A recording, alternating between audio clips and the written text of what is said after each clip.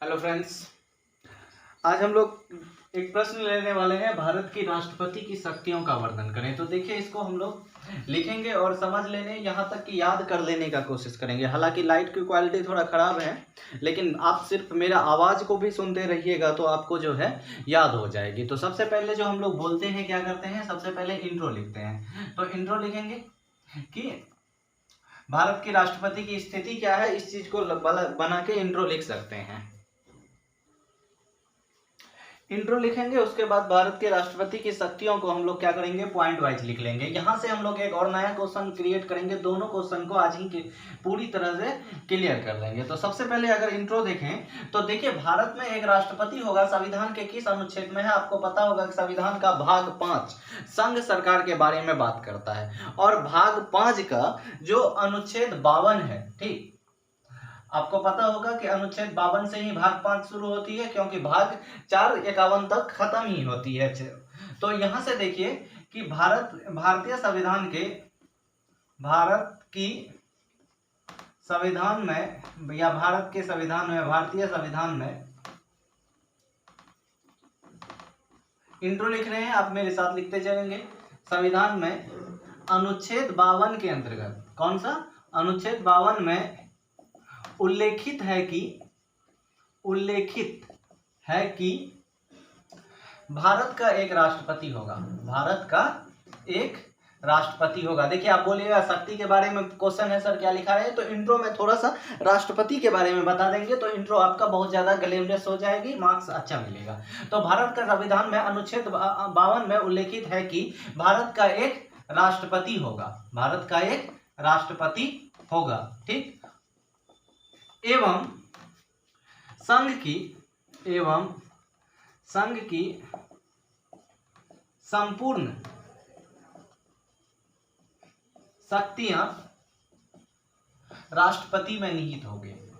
राष्ट्रपति में निहित होगी मतलब इसका तात्पर्य क्या हुआ कि राष्ट्र के अंतर्गत जितना भी कार्य होगा वो संपूर्ण कार्य किसके नाम से होगा, राष्ट्रपति के नाम से होगा, या राष्ट्रपति के कहने पे होगा। हालांकि वास्तविक स्थिति ऐसी नहीं है, क्योंकि नेक्स्ट क्वेश्चन जब लेंगे बताएंगे कि भारत की यानी वो प्रश्न ही होगा, भारतीय राष्ट्रपति के वास्तविक स्थिति का परीक्षण कीजिए। या एक क्वेश्चन पूछा जाता है कि भारत का राष्ट्रपति जो है एक रबर स्टाम्प के तरह है। रबर स्टाम्प, जिस तरह स्टाम्प देख रहे हैं ना, मोहर जिसको बोलते हैं, उठा के कोई भी कहीं भी मार देता है तो उसको रबर स्टाम्प कहते हैं। उस कथन का परीक्षण कीजिए। तो जब वास्तविक स्थिति पढ़ेंगे तो उसमें पढ़ेंगे। अभी फिलहाल देखेंगे, अगर आप लोगों ने पीटी फैक्ट पढ़ी है तो आपको याद होगा कि राष्ट्रपति अनुच्छेद 52 में उल्लेखित है और लिखा हुआ है कि भारत में एक राष्ट्रपति होगा, और 53 कह रहा है, नहीं भी लिख सकते हैं 53, कि संघ की संपूर्ण शक्तियां राष्ट्रपति में निहित होगी। राष्ट्रपति देश की एकता, अखंडता एवं दृढ़ता का प्रतीक होता है। दृढ़ता का प्रतीक है, ठीक। अब भारत की राष्ट्रपति के प्रमुख शक्तियां निम्न प्रकार है। तो यहां तक आप लोगों का क्या हुआ, इंट्रो से आप क्वेश्चन का मेन पार्ट में आ गए, ठीक। तो भारत के संविधान में अनुच्छेद 52 में क्या उल्लेखित है, भारत का एक राष्ट्रपति होगा। अगर अनुच्छेद याद नहीं रहे किसी को तो क्या लिखेंगे कि भारतीय संविधान में भारत की राष्ट्रपति संवैधानिक प्रमुख है। देखिए, इंट्रो बता रहे हैं, जिसको अनुच्छेद वगैरह याद नहीं है, जिन्होंने पीटी फैक्ट नहीं पढ़ी है, तो भारत का जो राष्ट्रपति क्या है, एक संवैधानिक प्रमुख है। भारत के सभी कार्य, यहां तक कि अंतर्राष्ट्रीय संबंध समझौते भी राष्ट्रपति के नाम से होते हैं। और भारतीय राष्ट्रपति देश की एकता, अखंडता, दृढ़ता का प्रतीक होता है। और भारत के राष्ट्रपति के कार्य निम्न प्रकार हैं। यहां तक आ गया, इंट्रो बन गई। अब आप क्या करेंगे, पॉइंट बनाएंगे। अब राष्ट्रपति के कार्य को लिख के देखिए, एक नया टेक्निक बता रहे हैं, आप लोग एग्जाम में भी इसको कर सकते हैं। राष्ट्रपति के कार्य बीच पेज में लिखेंगे, उसको घेर देंगे। घेर देने के बाद इधर यहां पर आप लिखेंगे इसके जो है कौन कौन सी शक्तियां, कार्यपालक शक्तियां, ये कार्य शक्तियां पूछ रहे हैं, राष्ट्रपति की शक्तियां। तो देखिए, राष्ट्रपति की कार्यपालक शक्तियां क्या क्या है, कार्यपालक शक्तियां, ठीक। दूसरा आप क्या लिखेंगे दूसरे जगह कि इसकी जो है विधायी शक्तियां क्या क्या है, विधायी शक्तियां। ये आप क्या कर रहे हैं इस तरह सर्किल बना के, क्योंकि एग्जामिनर का फट से नजर पड़ गया कि क्या क्या पॉइंट आप लिखने वाले हैं आगे। देख लिया, कार्यपालक शक्तियां लिखेंगे, विधायी शक्तियां लिखेंगे, आप वित्तीय शक्तियां लिखेंगे, वित्तीय शक्तियां, सैन्य शक्ति, सैन्य शक्तियां, उसके बाद न्यायिक शक्तियां, न्यायिक शक्तियां। ठीक, एक और पॉइंट आप आगे बना सकते हैं। बहुत सारे पॉइंट्स हैं, बहुत सारी शक्तियां हैं, हम 5-6 पॉइंट्स बता रहे हैं। जैसे कार्यपालक शक्तियां हो गई, विधायी शक्तियां हो गई, वित्तीय शक्तियां हो गई। आगे व्याख्या करेंगे, इसको कैसे करेंगे वो बताएंगे, फिर यार जहर बना के रखिए। कार्यपालक शक्तियां क्या है, विधायी शक्तियां, वित्तीय शक्तियां, सैन्य शक्ति, न्यायिक शक्तियां। उसके बाद विवेकाधिकार शक्तियां, विवेकाधिकार। आप सुने होंगे कि राष्ट्रपति जो है क्या कर रहा है, पैकेट वीटो का इस्तेमाल कर लिया, तो ये किस शक्ति के अंतर्गत आता है, विवेकाधीन शक्तियां आती है। तो इस तरह से आप बना दिए। अब एग्जामिनर क्या करेगा, फट से इंट्रो पढ़ा और देख लिया कि आप ये सारे पॉइंट्स को आगे डील करेंगे, तो आगे नहीं भी पढ़ेगा तो आपको पूरा का पूरा नंबर दे देगा। ये सबसे अच्छा तरीका है कि आप हेडलाइंस बना दिए, उसको पता चल गया आगे आप क्या क्या लिखेंगे। यहां तक लिख लिए, चलिए आगे बढ़ते हैं। आगे क्या होगा, तो हम लोग हेडलाइन बनाइए जस्ट इसके नीचे। कैसे, जैसे ये बना लिया है पेज के अंदर, उसके बाद कार्यपालक शक्तियां हैं, तो यहां पर आप लिखेंगे उसके नीचे, जस्ट नीचे पेज में या नेक्स्ट पेज में क्या लिखेंगे, कार्यपालक का शक्तियां या कार्यपालक शक्तियां, कार्यपालक शक्तियां लिखेंगे, इसके इस तरह लिख देंगे और उसके बाद यहाँ हेडलाइन बनाएंगे। अब इसके नीचे व्याख्या करेंगे कि इसके अंतर्गत कार्यपालक शक्तियां क्या है। हालांकि देखिए ये दो शक्तियां हैं, कार्यपालक शक्तियां और विधायी शक्तियां। ये अपने आप में इतना बड़ा प्रश्न है कि अलग से पूछा जा सकता है कि भारत के राष्ट्रपति की विधायी शक्तियां को बताइए, तो इस प्रश्न के साथ ही इसको हम डील कर लेंगे कि भारतीय राष्ट्रपति की विधायी शक्तियां क्या क्या होती है। चलिए नेक्स्ट इसके आगे बढ़ते हैं, क्या होता है। पेज को थोड़ा सा बोर्ड साफ कर लेते हैं। कार्यपालिका शक्ति, देखिए संघ की संपूर्ण कार्यपालिका शक्ति राष्ट्रपति में निहित होती है। तो लाइन में क्या लिखेंगे कि संघ की संपूर्ण कार्यपालिका शक्ति, संपूर्ण कार्यपालिका शक्ति राष्ट्रपति में निहित होती है, राष्ट्रपति में निहित होती है। ठीक, होती है। इन शक्तियों का प्रयोग, इन शक्तियों का प्रयोग राष्ट्रपति स्वयं, राष्ट्रपति स्वयं मतलब खुद कर रहा है, अथवा अपने अधीनस्थों के माध्यम से करता है। अधीनस्थ मतलब आप राष्ट्रपति के अंदर बहुत सारी मंत्रिमंडल है, उसके बाद प्रधानमंत्री है, अधीनस्थों के माध्यम से करता है, माध्यम से करता है। ठीक, इसके कार्यपालक शक्तियां निम्न प्रकार है, कार्यपालक शक्तियां निम्न प्रकार है। अब यहां से कार्यपालक शक्तियों का व्याख्या करना शुरू कर देंगे, क्योंकि ये एक अलग क्वेश्चन बन सकता है। अगर आपको प्रश्न ये पूछ लिया कि भारतीय राष्ट्रपति की कार्यपालक शक्तियों का व्याख्या कीजिए, तो आप क्या करेंगे, इंट्रो लिख देंगे। इंट्रो कैसे लिखेंगे कि भारत के राष्ट्रपति एक संवैधानिक प्रमुख होता है जिसमें संपूर्ण संवैधानिक शक्तियां निहित होती है। ठीक है, इंट्रो जैसा कि आपको लिखा दिए, जो इंट्रो लिखा है ना उसी को आप इसमें चेप दीजिएगा। उसके बाद लिखिएगा कि भारतीय राष्ट्रपति की कार्यपालिक शक्तियां निम्न प्रकार है, इस लाइन को चेप के। तो अब लिखेंगे क्या क्या कार्यपालिका शक्तियां हैं। तो सबसे पहले ए नंबर, राष्ट्रपति लोकसभा में बहुमत प्राप्त नेता, देखिए बहुमत प्राप्त राजनीतिक दल के नेता को प्रधानमंत्री नियुक्त करता है। क्या करता है, प्रधानमंत्री की नियुक्ति। प्रधानमंत्री का चुनाव नहीं होता है, याद रखिएगा, प्रधानमंत्री की नियुक्ति होती है। जो प्रधानमंत्री है अभी वो चुने नहीं गए हैं, वो एमपी के रूप में, सांसद के रूप में चुने गए थे। ठीक, और उसको जो है सांसद के रूप में चुने गए थे, क्योंकि वो क्या था, किसी पार्टी का नेता था, तो उनको क्या किया, राष्ट्रपति ने प्रधानमंत्री नियुक्त कर दिया। ठीक, तो प्रधानमंत्री क्या करता है, राष्ट्रपति क्या करता है, लोकसभा में, कहां पर बहुमत प्राप्त, लोकसभा में बहुमत प्राप्त राजनीतिक दल के नेता को प्रधानमंत्री नियुक्त करता है, प्रधानमंत्री नियुक्त करता है। क्लास लंबा हो जाएगा, इसीलिए हम अब सिर्फ बोलेंगे, आप लोग लिखते चलिए।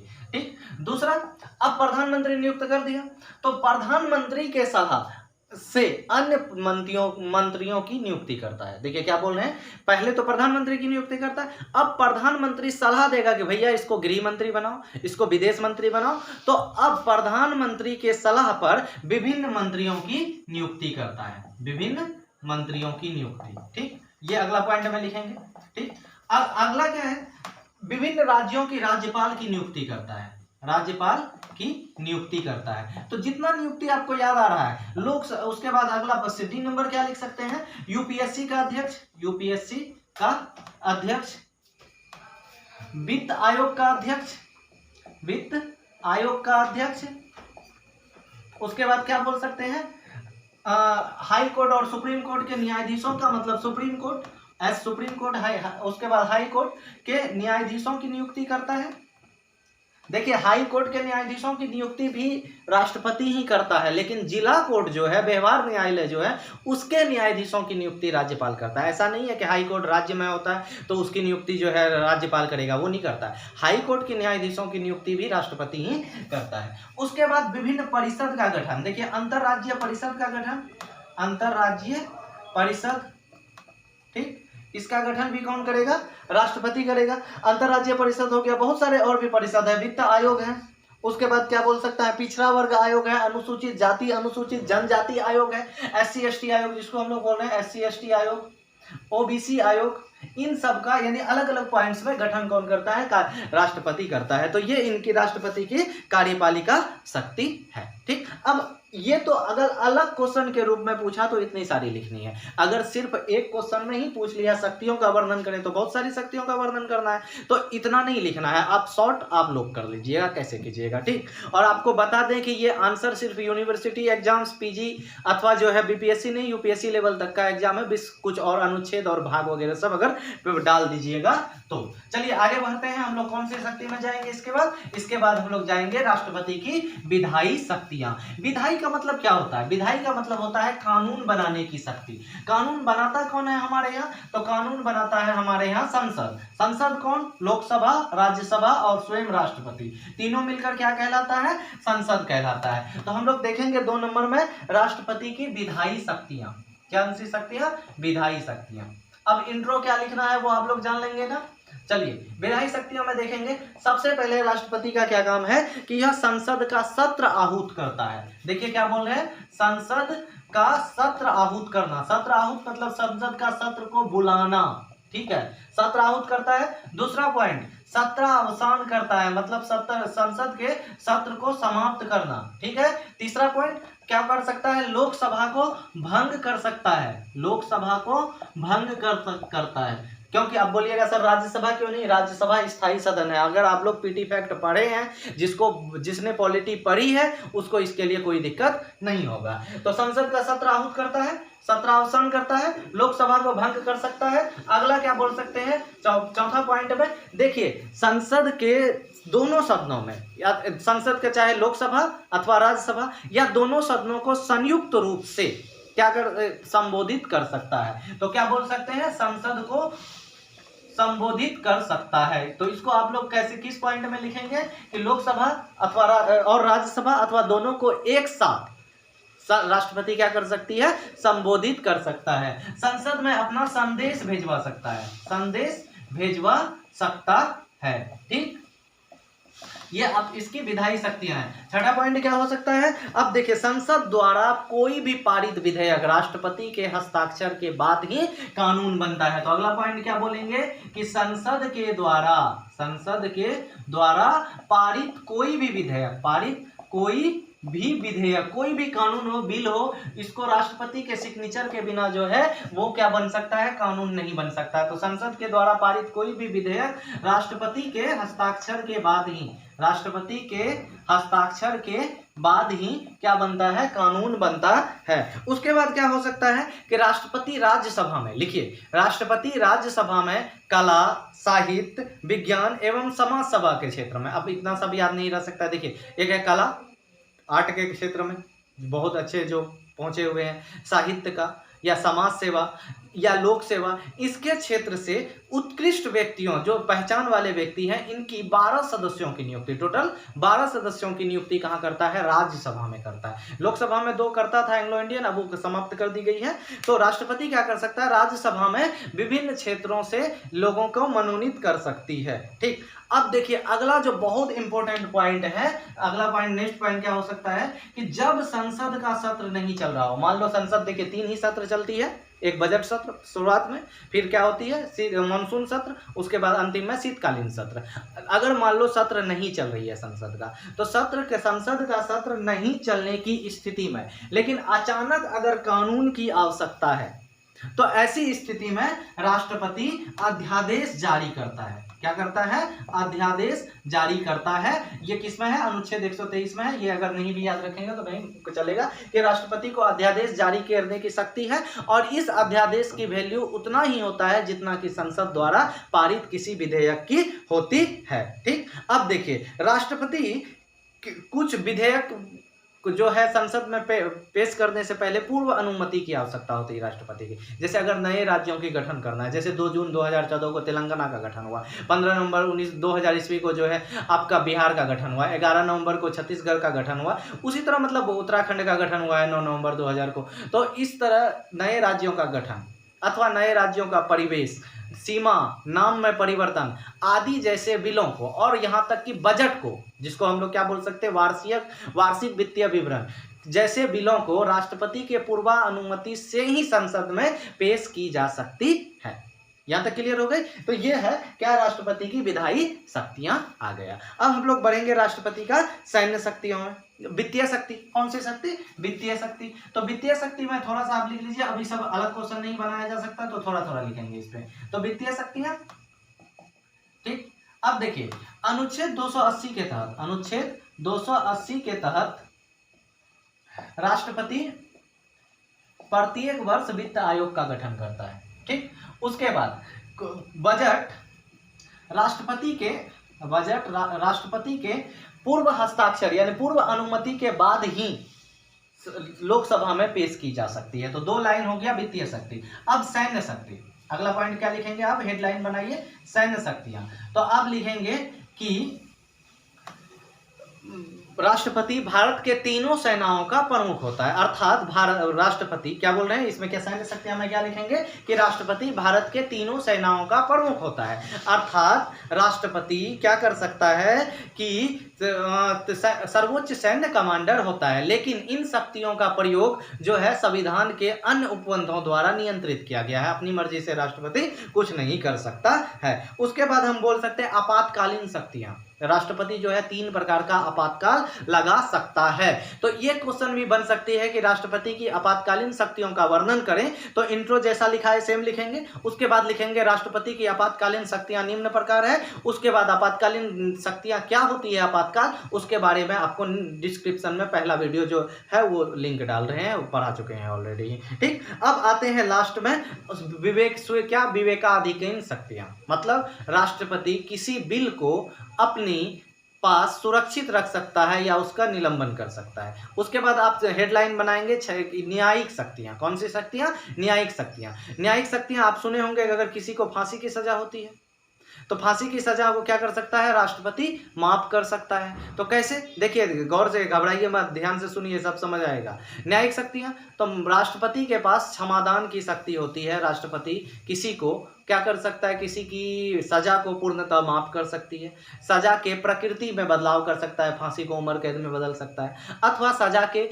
समय को कम कर सकता है, या विशेष परिस्थिति में सजा को रोक सकता है। तो इस प्रकार कंक्लूजन में लिखेंगे, इस प्रकार भारतीय राष्ट्रपति के पास बहुत सारी शक्तियां हैं, जिसे देखने पर लगता है कि भारतीय राष्ट्रपति बहुत ही शक्तिशाली पद है। लेकिन यहाँ चूंकि संसदीय प्रणाली अपनाई गई है, कंक्लूजन लिखा रहे हैं, चूंकि यहाँ संसदीय प्रणाली अपनाई गई है, इसीलिए संसदीय प्रणाली में संपूर्ण शक्तियां मंत्रिमंडल के पास होता है, और मंत्रिमंडल का प्रधानमंत्री होता है। अर्थात राष्ट्रपति जो है प्रधानमंत्री के माध्यम से अपनी शक्तियों का प्रयोग करता है। क्लियर? इस तरह से क्लियर हो गई। आप एक बार इस वीडियो को पूरा देखिए, अब राष्ट्रपति के बारे में ये क्लियर हो गई। और जो अगला क्वेश्चन बनता है कि राष्ट्रपति की वास्तविक स्थिति का परीक्षण कीजिए, चूंकि वो थियोरिटिकल आंसर बनेगा तो उसको मैं पूरा बोर्ड पे एक तरफ से लिख के करवा दूंगा। ठीक, चलिए अगर मान लीजिए आपको पूछा गया कि राष्ट्रपति की कौन सी शक्तियां, राष्ट्रपति की जो है अभी हम बोले 1 नंबर में क्या पढ़ा है, विधायी शक्तियां।